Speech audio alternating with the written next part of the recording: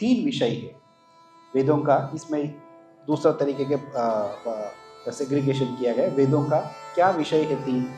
दूसरा जनरली हम ये सुनते हैं कि कर्मकांड, ज्ञान कांड और उपासन कांड, ये जो है वेदों में सब ज़्यादातर इन विषयों के बारे में ही वर्णन किया गया है।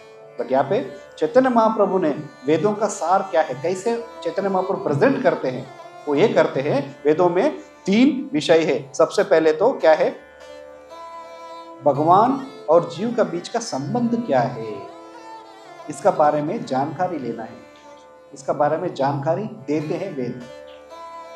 ये सबसे पहले विषय है। जैसे अहम ब्रह्मास्मि, इसका मतलब क्या है, आई एम स्पिरिट सोल। तो हम यदि आत्मा हैं तो हमारा और भगवान का बीच का क्या रिश्ता है, ये सबसे पहले ये विषय है जो वेदों में बताया गया है। और उसका दूसरा विषय है, तो जब हमें पता चलता है कि हमारा और भगवान का बीच का संबंध क्या है, तो संबंध क्या है, जीवेरा स्वरूप होय नित्येरा कृष्णदास। हमारा संबंध क्या है भगवान का साथ, हम उनका अंश है। और अंश का क्या काम होता है, सेवा करना है। जैसे दास का क्या काम होता है, जो भी मालिक ने बोला है उसका आज्ञा पालन करना है, बस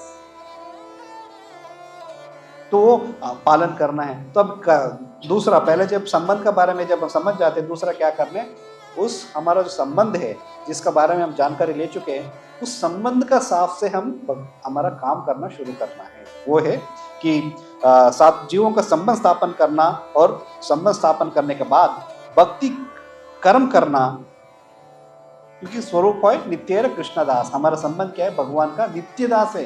वी आर एटर्नल सर्वेंट्स। ऐसे नहीं कि सिर्फ इस जन्म में, ऐसे नहीं कि सिर्फ कुछ ही जन्मों में हम दास रहेंगे, हम भगवान का दास तो हमेशा रहेंगे।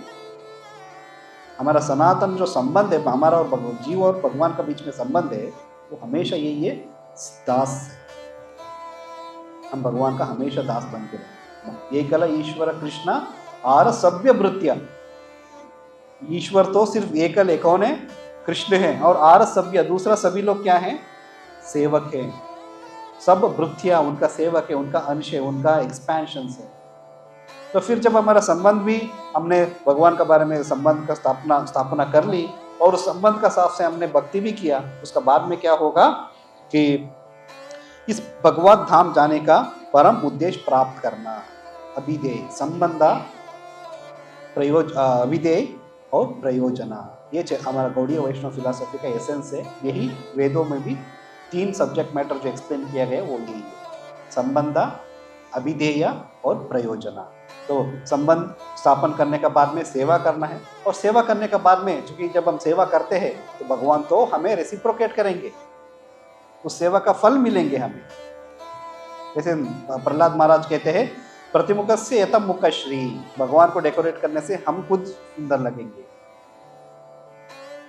प्रभुपाद जी कहते हैं, हम इस भौतिक विश्व में यदि बहुत ज्यादा आसक्ति है हमें, या किसी दूसरा सुंदर व्यक्ति को या सुंदर स्त्री को देखने का बहुत मन करता है, मूवीज देखने को मन करता है, बहुत अच्छे अच्छे सॉन्ग, बॉलीवुड सॉन्ग सुनने का मन करता है, क्या करना चाहिए यदि हम इन भौतिक चीज़ों के ऊपर बहुत ज़्यादा आसक्ति है? तो प्रभुपाद कहते हैं कि यदि हम राधा कृष्ण को बहुत सुंदर से डेकोरेट करते हैं, भगवान कृष्ण को डेकोरेट करते हैं और उनका सेवा करते हैं, और उनका जो सौंदर्य है उस सौंदर्य से यदि हम अटैच हो जाते हैं, तो फिर भौतिक जगत का दूसरा जो भी सौंदर्य है वो सब नश्वर लग जाता है। इस भौतिक जगत का सौंदर्य है, जो भी हम ब्यूटी देखते हैं, क्या है, आज जो कोई हीरो, सो हीरो और हीरोइन अभी आज प्रचलित है, 1 साल बाद में पता नहीं क्या होगा, 2 साल बाद में पता नहीं। बट भगवान का और हमारा बीच का संबंध है वो सनातन है, भगवान सनातन है। यदि हम उनके प्रति हमारा अटैचमेंट डेवलप करेंगे तो फिर that is the permanent benefit. तो संबंध, प्रयोजना, अभिधेय एंड प्रयोजना, उससे प्रयोजन मिलेगा, वो क्या है, हमारा प्यूरिफिकेशन होगा।